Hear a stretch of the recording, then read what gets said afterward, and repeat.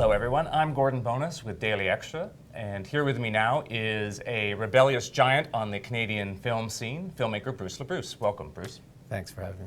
I know you have a wide-ranging interest in all things cinematic, from Hollywood icons to the more avant-garde. What filmmakers are you looking out for at this year's TIFF? At this year's Cannes, I was the president of the Queer Palm, so I've already seen quite a few films. We saw, I think, 17 films. Well, let's start with some of the films that you saw on the when you were on the Queer Palm jury. The winner of the Queer Palm was Pride.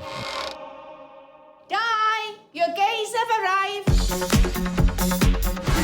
This was sort of more or less for us a kind of a political choice because it's a really good film. It's done kind of in the style of a lot of films we may have seen, like maybe the British version of Queer as Folk, or queer films that are more about queer movements, queer kind of the social fabric of England or of the UK, and then how the queer community relates to it. And it's directed by Matthew Warchus, who is taking over the Old Vic Theatre from Kevin Spacey. So he's an established theatre director, and he really brings a kind of subtlety to the film. So it's about a strike of the Welsh miners in 1983, and a group of queer activists from London go to support these Welsh miners, and vice versa. The Welsh miners come to London to support the queer activists. So it's about very unlikely kind of partners against a common enemy, basically, which is kind of a heteronormative or oppressive kind of capitalistic or corporate kind of enemy that they're fighting against. So Margaret Thatcher and a purse on top of it all. Exactly. Mining communities are being bullied just like we are. We're being backed up by perverts. What else is there that gets you excited? For example, there was films like Xavier Dolan's film Mummy, which doesn't technically have any queer content, but he's a gay filmmaker, and it's about a boy's relationship with his mother, and it's an incredibly impressive film. Écoutez, Diane, j'en ai vu et j'en vois des jeunes passer ici. On en réchappe quelques-uns et puis on se résigne à perdre les autres.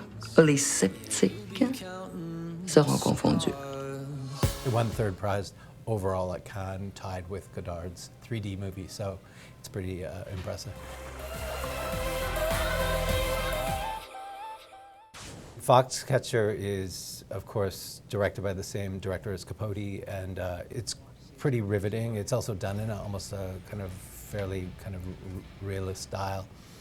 And Steve Carell plays an extremely creepy, repressed homosexual, one of the most kind of creepy gay characters you will ever see. When coming from cinema. you, that means something. Yes. No. No. My characters are sweet, and don't have a problem with their homosexual behavior, even though they might not be gay identified.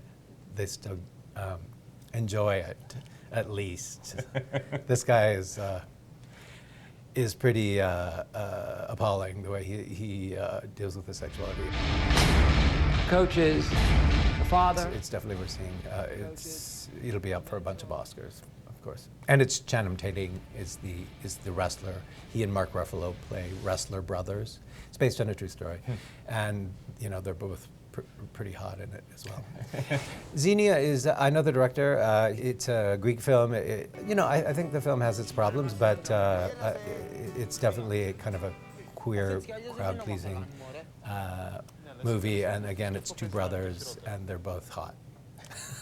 You haven't seen the Pasolini biopic that's coming out? Yeah, I mean, Abel Ferrara was, even though his film wasn't officially shown at Cannes, his Dominique Strauss-Kahn movie with Depardieu was the buzz of Cannes. They had like out of competition festival screenings. So this is his follow-up. It's about the last day or days of, I understand, of Pasolini's life. It's Willem Dafoe's Pasolini. What does the filmmaker Pasolini mean to you, though? Of course, Pasolini was just one of the most influential and genius gay filmmakers ever. So, I mean, he should be of interest to any queer audience. Okay, well, I think we should end there. Bruce LaBruce, thank you so much for being here. Thank you.